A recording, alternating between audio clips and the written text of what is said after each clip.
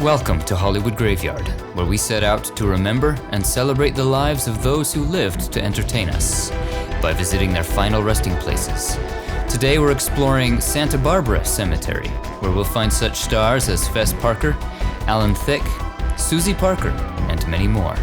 Join us, won't you?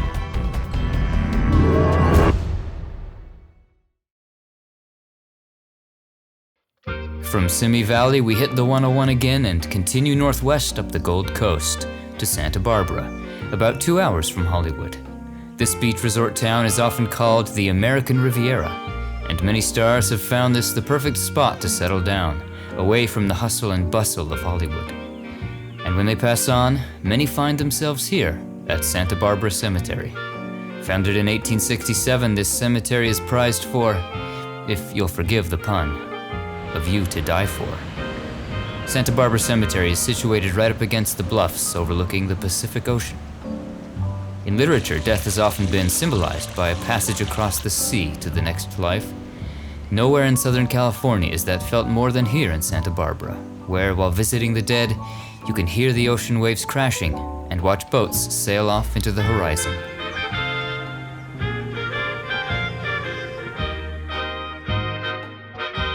We'll begin our tour at the chapel and mausoleum, just in from the entrance. The walls of the chapel are lined with niches and adorned with beautiful murals by Alfredo Ramos Martinez, with architecture inspired by 15th century Catalonian churches.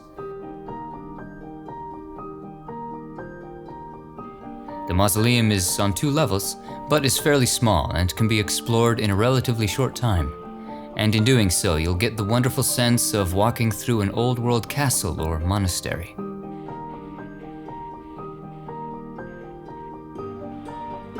On the far right wall of the chapel, just above eye level, is the niche of Virginia Cherrill. The actress was discovered by Charlie Chaplin and cast as the blind flower girl in City Lights. It was a silent film, though the rise of the talkies had already begun years earlier. The film is considered one of Chaplin's finest. A handful of sound films followed for Virginia, including John Ford's The Brat and Todd Browning's Fast Workers. By the end of the 30s, Virginia retired from acting. If we head out the chapel door behind us and follow this path to the end, turning right, we head into the Sanctuary of Life Eternal. On the far left side is the niche of husband and wife, Robert Sinclair and Heather Angel. Robert was a director who worked in theater, film, and television. His career began on stage, directing productions like Dodsworth and The Philadelphia Story. He directed a handful of films before moving into television, working on shows like General Electric Theater, Johnny Staccato, 77 Sunset Strip, and Lawman. In 1970, Sinclair was stabbed to death by a burglar in his home. He was 64. Robert was married to actress Heather Angel. She began appearing on screen in the 30s, including as a regular in the Bulldog Drummond series. She also had a leading role in 1942's Time to Kill. One of her last films was based on Edgar Allan Poe's Premature Burial. Heather also lent her voice to Disney animations, including as Alice's sister in Alice in Wonderland and Mrs. Darling in Peter Pan. Among her final roles were regular television appearances on shows like Peyton Place and Family Affair. Heather witnessed the murder of her husband, who fought to protect her from the intruder. She lived out the remainder of her days in Santa Barbara County and was inurned here with her husband after dying of cancer at the age of 77. Let's head back the way we came and take the stairs on the left down to the lower level. Here next to the archway is the niche of Mendel Meyer. He was not a Hollywood star, but a Hollywood architect. He and his partner designed several of the iconic movie houses that defined early Hollywood, including Grauman's Chinese Theater and the Egyptian Theater, both built in the 1920s. A number of his buildings are now on the National Register of Historic Places. Let's head back past the stairway into the next room, then into a room of bronze niches on the left. Here we find actress Norma Varden. She was a popular British stage actress before landing roles in Hollywood films, including as Lady Beekman in Gentlemen Prefer Blondes, Frau Schmidt in The Sound of Music, and Mrs. French in Witness for the Prosecution. In later years, she also made regular guest appearances on television shows like Hazel and The Real McCoys.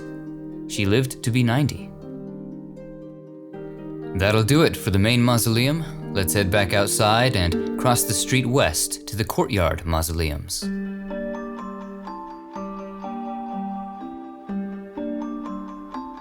Heading into the mausoleum in the Pines, on the left is the niche of Christopher Bernau. He was an actor remembered for playing Philip Todd in the soap opera with a supernatural spin, Dark Shadows. He also played the villainous Alan Spaulding on the soap opera Guiding Light. Bernau was diagnosed with AIDS in the 80s, and in 1989 died from a heart attack brought on by the disease. He was just 49. On the wall to the left, way up at the top, we find the crypt of John Ireland. He was an actor whose career spanned some 5 decades. In the 40s, he could be seen in films like Red River and All the King's Men, a role which earned him an Oscar nomination. He also played the gladiator Crixus in Stanley Kubrick's Spartacus. On television, he starred in the 60s series The Cheaters.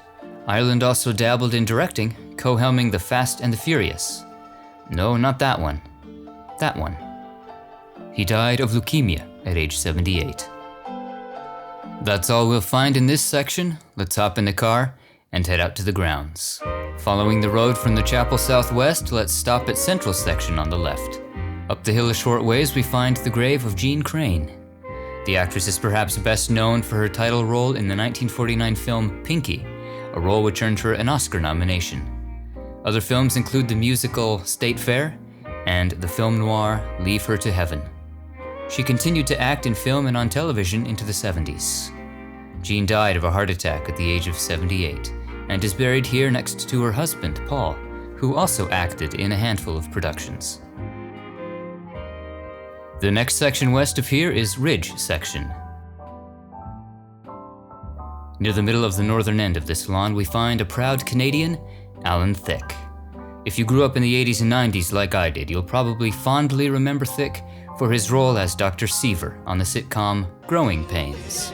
The show ran for 7 seasons from 1985 to 1992 and earned Thicke a Golden Globe nomination. The show even spawned 2 made-for-TV movies.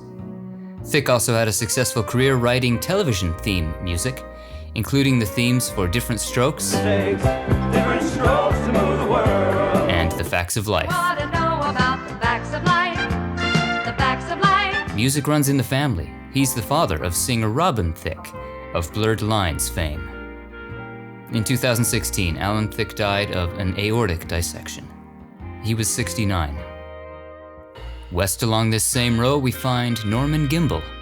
He was a songwriter, penning lyrics for popular themes for TV and film, including the themes for Happy Days, Sunday, Monday, Happy Days, Laverne and Shirley, we're gonna make our dreams come true, doing it our way, Wonder Woman, Wonder Woman, and The Paper Chase. Stay open to all things, unknown and new. He also wrote the lyrics for the song Killing Me Softly with his song, which would later be remade by the Fugees. And the song It Goes Like It Goes from the film Norma Ray earned him an Oscar. Gimbel was inducted into the Songwriters Hall of Fame in 1984. If we cross to the southern end of this lawn, we find the final resting place of Ronald Colman. He was an actor whose career began on stage and silent film in London before coming to America, becoming a popular star in the 20s through the 40s. He gave an Oscar-nominated performance in films like Bulldog Drummond and won for A Double Life. He also became known for adventure films like The Prisoner of Zenda and Lost Horizon. Colman was 67 when he died from a lung illness. The poem here on his marker is from The Tempest by Shakespeare. The next section east is Summit Plaza. Here lies Vivian Tobin. She began her career during the silent era as a duo comedy act with her sister Genevieve.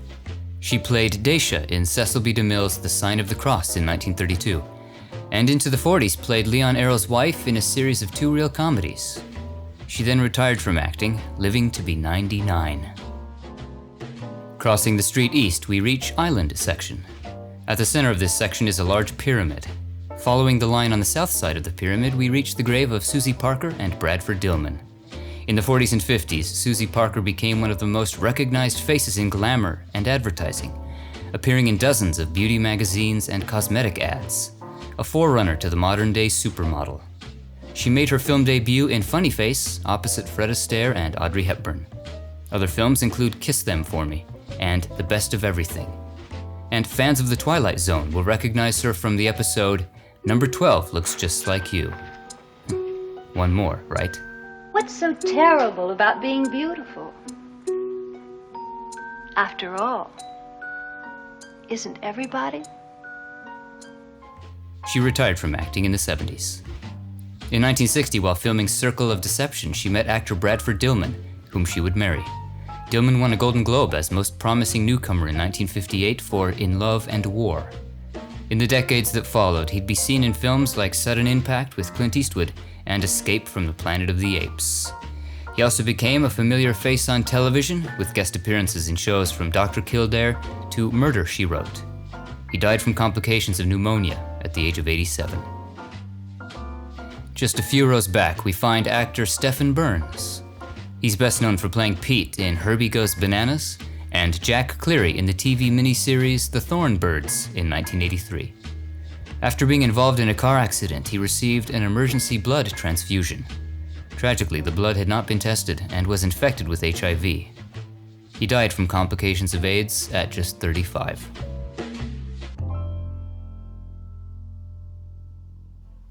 The section north of here is Summit. If we follow the road just below the walled area, we reach the grave of Fess Parker. He was a hero to just about every child in the 50s and 60s, known to them as Davy Crockett. Parker portrayed the legendary frontiersman in Disney's miniseries in the mid-50s. Killed him a bar when he was only 3. Davy Crockett, king of the wild frontier. The coonskin cap that he wore, referenced here on his marker, would become all the rage, a symbol of youth in 1955. Even Back to the Future referenced it when Marty travels to 1955. Many of the characters he played after Davy Crockett were in a similar vein, including Daniel Boone, in which he'd also adorn a coonskin cap. He can also be seen in Old Yeller. Fess Parker retired from acting to run a number of successful business ventures, including a resort and winery here in the Santa Barbara area. He died in 2010 at the age of 85. If we stop at the T intersection to the north, back at Central Lawn, just in front of the road is the grave of Tab Hunter. With blonde hair and surfer boy good looks, Hunter was one of the major teen idols of the 50s. Between 1955 and 1959, he was Warner Brothers' top male star, with hits like The Burning Hills and Damn Yankees. He also had a hit record with the song Young Love in 1957, which hit number 1 on the Billboard charts. Young love, first love, live with true. Though his teen heartthrob status diminished in the 60s, he continued to be a popular star in films like The Pleasure of His Company and Operation Bikini. He had his own show, The Tab Hunter Show, and would also produce a couple of films with his partner, Alan Glazer. Hunter's autobiography, released in 2005, would become a bestseller. In the book, he acknowledged that he was gay and had once been in a long-term relationship with Anthony Perkins, aka Norman Bates in Psycho. Hunter died just before his 87th birthday. Complications from a blood clot. Let's circle back around toward the ocean and make our way to Ocean View section. Near the middle of this section is a big tree, at the base of which we find Laurence Harvey. The actor was born in Lithuania and worked out of both the UK and the States. He was nominated for an Oscar for the 1959 film Room at the Top. He would go on to give memorable performances in films like The Alamo and The Manchurian Candidate. He was just 45 when he died from stomach cancer. Also here is Harvey's daughter, Domino Harvey. She began her career as a model before turning to bounty hunting, seeking out drug dealers, thieves, and the occasional murderer. She was just 35 when she died from an overdose of fentanyl. In 2005, a film inspired by her life was made, starring Keira Knightley as Domino. Let's continue east to the Sunrise Urn Garden, which consists of smaller cremation graves.